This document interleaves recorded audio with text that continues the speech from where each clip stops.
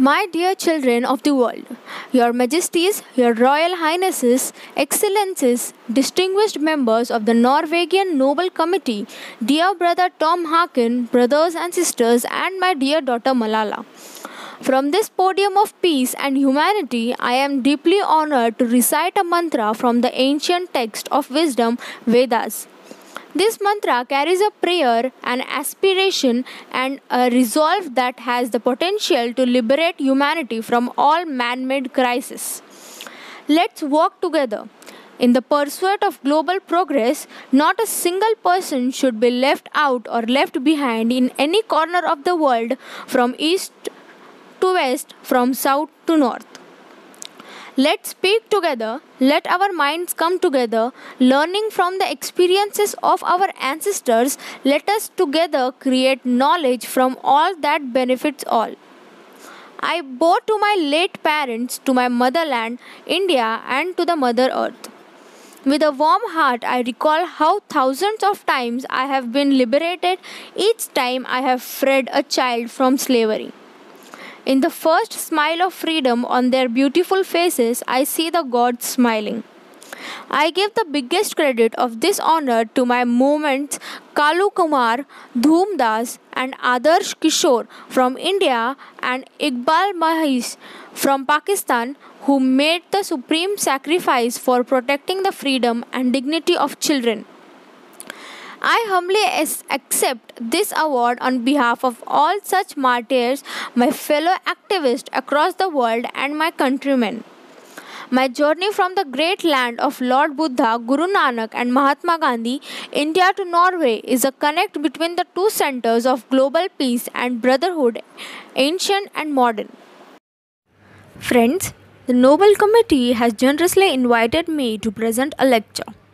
Respectfully, I am unable to do that because I am representing here the sound of silence, the cry of innocence, and the face of invisibility.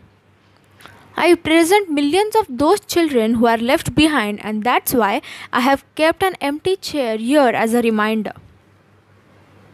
I have come here only to share the voices and the dreams of our children because they are all our children. Gesture to everyone in the audience. I have looked into their frightened and exhausted eyes. I have held their injured bodies and felt their broken spirits. 20 years ago, in the foothills of Himalayas, I met a small, skinny child laborer. He asked me, "Is the world so poor that it cannot give me a toy and a book instead of forcing me to take a gun or a tool?" I met with the Sudanese child soldier. He was kidnapped by an extremist militia. As his first training lesson, he was forced to kill his friends and family. He asked me, "What is my fault?" Friends, all the great religions teach us to care for our children. Jesus said, "Let the children come to me and do not hinder them, for the kingdom of God belongs to them." The Holy Quran says, "Kill not your children because of poverty." Friends, there is no greater violence than to deny the dreams of our children. Therefore, I refuse to accept that all the temples and mosques and churches and prayer houses have no place for the dreams of our children.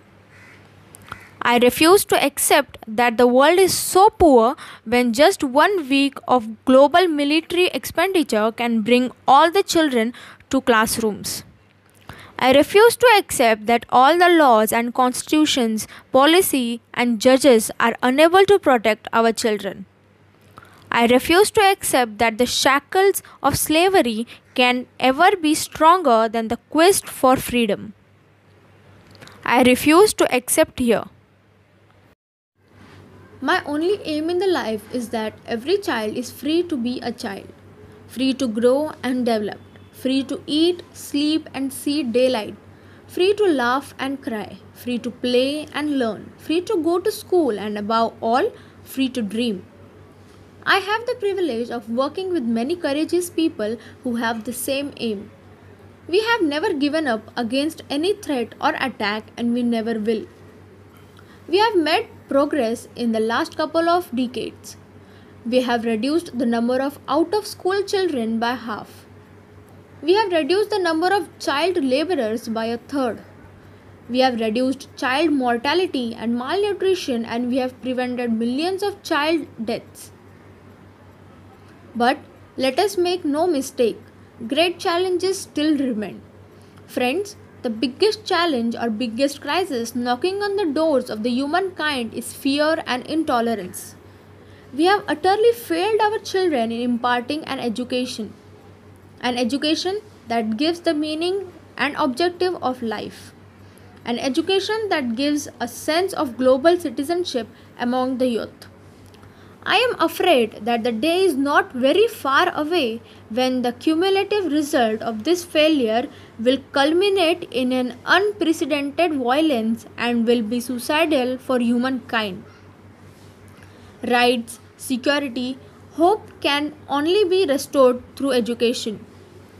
Young people like Malala, I have started calling her my daughter Malala, not just Malala.